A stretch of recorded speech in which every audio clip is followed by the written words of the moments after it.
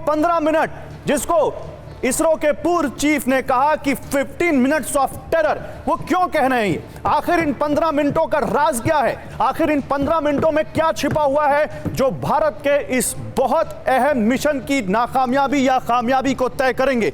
आइए वो ग्राफिक्स देखिए आपके सामने, जरा अच्छे से समझिएगा इसको। चंद्रयान 3 की लैंडिंग के आखिरी 15 मिनट पर पूरी दुनिया की नजरें टिकी हुई हैं। कल लैंडिंग के ठीक पहले, यानी जिस वक्त अभी हम और आप बात कर रहे हैं, करीब करीब उसी वक्त क्या होगा सबसे पहले आपको वो बताते हैं। चंद्रयान 3 की लैंडिंग के आखिरी 15 मिनट के 4 चरण हैं। पहला है रफ ब्रेकिंग फेज, जो आपको इस वक्त आपकी स्क्रीन पर सबसे बाईं तरफ दिख रहा है। वो लाइन देखिए आप जो दिख रही है, ये तब शुरू होगा जब चंद्रयान लैंडिंग वाली जगह से हॉरिजॉन्टल यानी क्षैतिज समानांतर तरीके से 745.5 किलोमीटर दूर और 30 किलोमीटर ऊपर होगा चंद्रमा की सतह से। दूसरा फेज है एटीट्यूड होल्ड। अब यह क्या होता है? यह है लैंडिंग साइट से हॉरिजॉन्टल 32 किलोमीटर दूर, जहां पर चंद्रयान को उतरना है वहां से अब देखिए 745 से 32 किलोमीटर दूरी रह जाती है। मात्र 11 मिनट उसमें चंद्रयान 3 लगाता है। 7.4 किलोमीटर की ऊंचाई पर यह होगा, 30 किलोमीटर से 7.4 किलोमीटर पहुंच जाएगा। तीसरा फेज क्या है?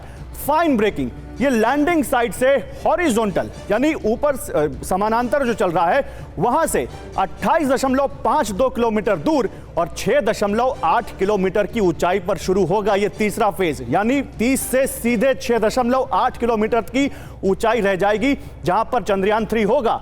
और जो सबसे अहम फेज है, वो जो 15 मिनट है, उसमें भी जो आखिरी के 4 मिनट हैं वो सबसे अहम है, क्योंकि सीधे नीचे आएगा। अब ये जैसे जैसे आप देख रहे हैं, धीरे धीरे जब कोई विमान उतरता है, जब कोई फ्लाइट उतरती है, तो क्या होता है?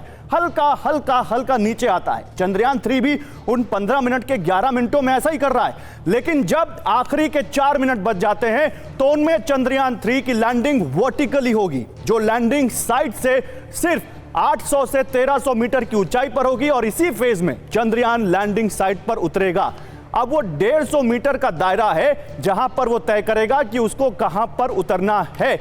और यही वो 15 मिनट हैं जिन पर पूरे देश की निगाहें, पूरे देश की उम्मीदें टिकी हुई हैं। और मैं दिलीप सर, मैं आपसे शुरू करूंगा। यादवेंद्र साहब, मुझे ये बताइए, हम जब ये 15 मिनट का विश्लेषण कर रहे हैं तो बतौर वैज्ञानिक आप इनको कैसे देखते हैं?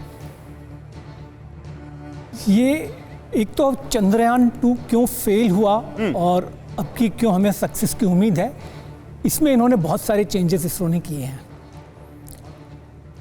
पहले जो एक मेन फ्लॉप पिछली बार था, वो जो जिसे आप रफ ब्रेकिंग फेज कह रहे हैं, उसके अंदर इन्होंने क्या किया था कि एक जनरल प्रिंसिपल है एरर कंट्रोल, एक इंस्टेंटेनियस एरर कंट्रोल अभी इन्होंने इंट्रोड्यूस किया। जैसे आप इतनी स्पीड से बढ़ रहे हैं और अगर कुछ एरर आ रहा तो तुरंत करेक्ट करेंगे। पिछली बार क्या था? पिछली बार उन्होंने एरर को अक्यूमुलेट होने दिया टिल दी एंड, 10 मिनट तक पूरा एरर अक्यूमुलेट हुआ।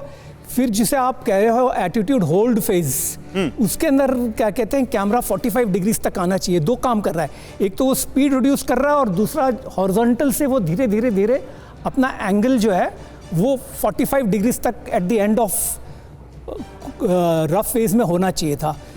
उसके बाद वो एटीट्यूड होल्ड ही इसलिए करते हैं कैमरास को कि ना तो वो कोई अपना डायरेक्शन चेंज करता है, ना तो थ्रस्ट में कोई चेंज करता है। वो 45 डिग्री से अपने टारगेट को देखता है कहाँ पे इसको लैंड करना है।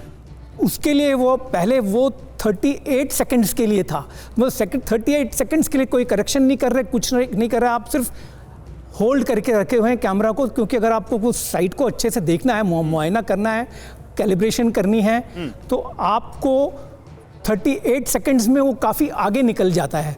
अब कि उन्होंने उसको 38 सेकंड से उठाकर, लेकिन अगर सर जो अभी तक मैं आपको सुन पाया हूं, मैं आपको रोक नहीं रहा हूं, मैं आपसे एक रिक्वेस्ट करना चाहता हूं। और वो रिक्वेस्ट मेरी ये है कि आप जो ये समझा रहे हैं, जाहिर सी बात है आपका ज्ञान इतना ज़्यादा है कि आप इसको अच्छे तरीके से समझते हैं। लेकिन हमारे जो व्यूअर हैं, हम चाहते हैं उनको आप बिल्कुल सरल भाषा में समझाइए। अच्छा, हम मानते हैं कि वो बहुत ज्ञानी है, लेकिन फिर भी इतनी समझदार भाषा में, इतनी सरल भाषा में कि सामने वाला सर बिल्कुल जिसको इस बारे में ABCD भी ना पता हो, उसको भी ये समझ में आ जाए। ठीक है, मैं बहुत सरल भाषा में बोलूंगा। अभी आप मान लीजिए कि ये भूल जाइए कि रॉकेट भूल जाइए। हाँ। आप नॉर्मल अगर आप कार चला रहे हैं या कहीं गाड़ी में अगर आप चला रहे हैं, मान लीजिए आप फ्लाईओवर से स्ट्रेट ऐसे जा रहे हैं। हाँ। और फ्लाईओवर से उसको टर्न मारना है, नीचे उतरना है। हाँ। तो आप पहले क्या करोगे, अगर 100 की स्पीड पे आप जा रहे हो तो पहले आप अपनी स्पीड कम करोगे, 100 से 80, 80 से 60, 60 से 40, फिर 30 पे, जब तक कि आप टर्न पे आ जाते हो। तो इसी को शुरू में आप 100 से 60 पर जाओगे तो बहुत तेजी से आप स्पीड कम करोगे। जैसे जैसे आप वो टर्न के पास आओगे फ्लाईओवर के, जहां टर्निंग पॉइंट है, तो वहां पे आप और स्पीड कम करोगे।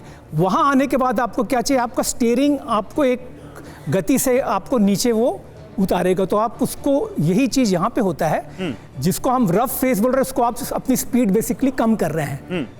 और ये स्पीड पहले क्या था, पहले इसके अंदर था कि 20 के स्टेप में कम हो रहा था वो, 100 से 80, 80 से 60, 60 से 40।